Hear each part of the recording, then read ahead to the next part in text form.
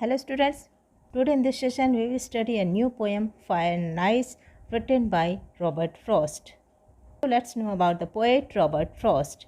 He was born 1874 and died 1963. He was one of the most celebrated figures in the American poetry.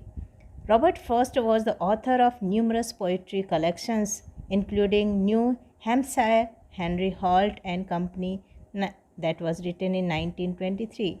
He was born in San Francisco in 1874. He lived and taught for many years in Massachusetts and Vermont, died in Boston in 1963. So students, that is all about the poet Robert Frost. So students, let's know something about the poem, the theme of the poem. In this poem, Robert Frost refers to two predictions of how the world will end, right? Some say it will end in fire, according to the writer, and according to others, it will end in ice. The poet equates desires with fires and hatred with ice, right? So both are growing with such a rapid speed that the world will perish either in ice or in fire, right? Move ahead. So let's start the poem. Some say the world will end in fire, some say in ice. From where I have tasted of desire, I hold with those who favor fire.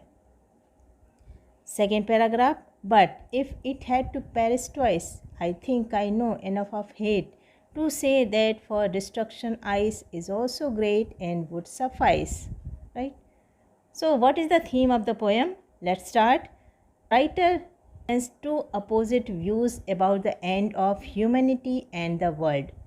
He also discusses these two possibilities which will be the reason for the end of the world, and one such possibility is the world ending in flames of fire, right? So it is so because when he ponders over the burning flames of desire of people, so these will definitely hurl the world into another nuclear war, and hence it will burn up the entire world in flames. Clear? The second possibility for the end of the world is due to the ice. So that is the theme of this poem. Move ahead. So here the poet has a strong feeling that the people have such much hatred in their hearts against each other that it will be sufficient to freeze the entire planet towards death. So the fire due to evil desires and ice of victor hatred are the two opposite opinions enough to destroy the world. So what is the theme of this poem? Human emotions are destructive and has two opposite form. Here fire is the symbol of human evil desire, fire, and it can be destructive, and ice is a symbol of the feeling of hatred in human being towards other fellow being, equal ice, right? So two extreme emotions here, what are they?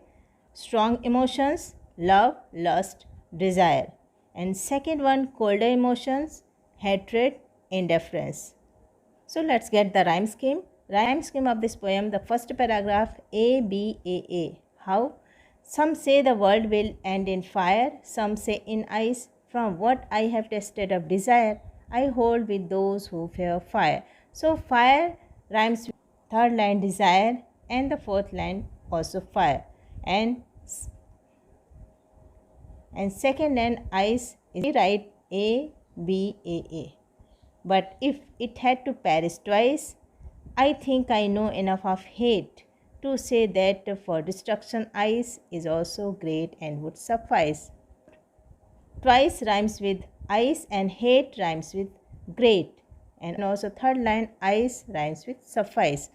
So rhyme scheme of the second paragraph, A, B, A. Right? That's all. Thank you all of you. Study well. Keep learning.